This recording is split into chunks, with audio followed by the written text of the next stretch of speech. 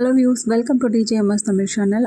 கல்யாணம் சீரியலுக்கான அப்கமிங் எபிசோடில் மகா திரும்ப வீட்டுக்கு வராங்க. வீட்டுக்கு வந்ததில் சூர்யா தாத்தா பாட்டி தவிர்த்து வேறு யாருக்குமே பிடிக்கல. அதுக்கப்புறம் எல்லா பொறுப்புகளையும் மகா கிட்ட தான் ஒப்படைக்கிறாங்க ராஜலட்சுமி.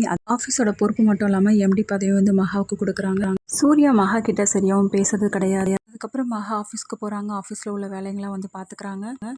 அழகோட விஷயத்தில் என்னதான் நினச்சி அப்படின்றத கண்டுபிடிக்க பார்க்குறாங்க மகா. ஒவ்வொரு விஷயத்தையும் ஆராய்ஞ்சு பார்க்குறாங்க. எந்த டைமில் அவர் இந்த மாதிரி நடந்துக்கிட்டாரு, எப்போ டிஎன்ஏ டெஸ்ட் எடுக்க சொன்னார் அப்படின்றத எழுந்துனே யோசித்து பார்க்குறாங்க. அப்போ அந்த சமயத்தில் சிசிடிவி ஃபுட்டேஜை தேடி பார்க்கலாம் அப்படின்னு சொல்லிட்டு பார்த்துட்ருக்காங்க. ஒரு குறிப்பிட்ட தேதியில் இருக்க அந்த சிசிடிவி ஃபுட்டேஜ் மட்டும் காணாமல் போகுது. அதில் மகாவுக்கு சந்தேகம் எழும்புது. அதுக்கப்புறம் பிரபா கிட்ட ஹெல்ப் கேட்கறது மூலிமா என்ன பண்ணுறாங்க, வேறு யார்கிட்டையும் கேட்டு அதை ரெக்கவரி பண்ணுறாங்க.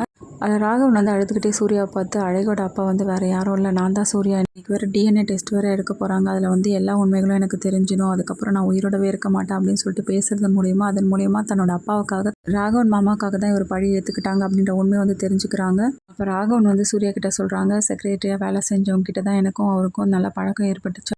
ஆனால் எனக்கு தெரிஞ்சு குழந்தெல்லாம் எதுவும் இருந்த மாதிரி தெரியல. ஆனால் இப்போ தான் அனுப்பியிருக்காங்க அந்த குழந்தை உங்களோடது அப்படின்னு சொல்லிட்டு. அதான் எனக்கு ரொம்ப பயமாக இருக்குது சூர்யா அப்படின்னு சொல்கிறதுன்னு பேர் தான் எல்லா படியும் சூர்யா தன்னோட மேலே போட்டுக்கிறாரு. தெரிஞ்சுக்கிட்ட மகா இதோட விடாமல் அந்த லேடியை தேடி அடைஞ்சு புரிஞ்சு எப்படியே கண்டுபிடிச்சிடறாங்க. அழகியோட அம்மாவை தேடி அந்த மகாவுக்கு ஒரு அதிர்ச்சியான விஷயம் என்னன்னு பார்த்தீங்கன்னா, அழகியோட அம்மா அழகியை பெற்று எடுக்காத ஒரு குழந்தை தான். அனாத ஆசிரமத்தில் தத்தெடுத்திருக்காங்க. எல்லாமே பணத்துக்காக ஆசைப்பட்டு தான் இந்த மாதிரி ஒரு வேலையை பண்ணாங்க அப்படின்ற உண்மையை தெரிஞ்சுக்கிட்டு அதை வீட்டில் உள்ளவங்க கிட்ட சொல்ல வராங்க.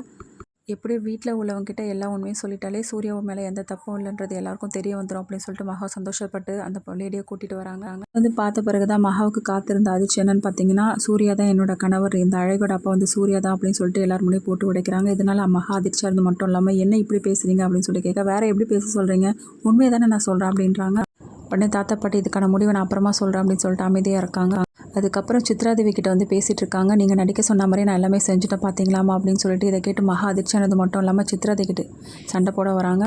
இருங்க, இப்போ தான் எனக்கு எல்லாமே புரியுது, இங்கே நடக்கிற எல்லா குழப்பத்துக்கும் காரணம் நீங்கள் தானே, இப்போவே எல்லாரையும் கூப்பிட்டு நான் உண்மையை சொல்கிறேன் அப்படின்றாங்க.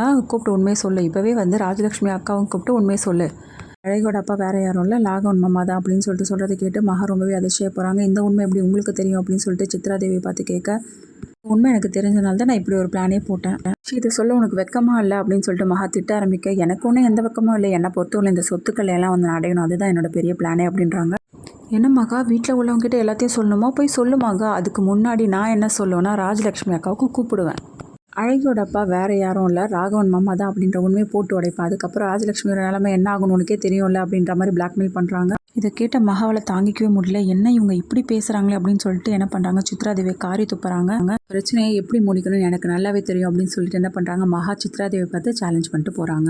அப்புறம் மகா என்ன மாதிரி பண்ண போகிறாங்க, எப்படி இந்த பிரச்சனையெல்லாம் சால்வ் பண்ண போகிறாங்க, இது எல்லாமே தெரிஞ்சுக்கலாம் டிவிக்கு முன்னாடி. அதுக்கு மறக்காம நம்மளோட சேனல் சப்ஸ்கிரைப் பண்ணிக்கோங்க. கூடவே இருக்க அந்த பெல் ஐக்கனும் கிளிக் பண்ணிடுங்க. அப்போ தான் நான் போட அடுத்தடுத்த வீடியோஸ் உங்களுக்கு நோட்டிஃபிகேஷனில் வரும்.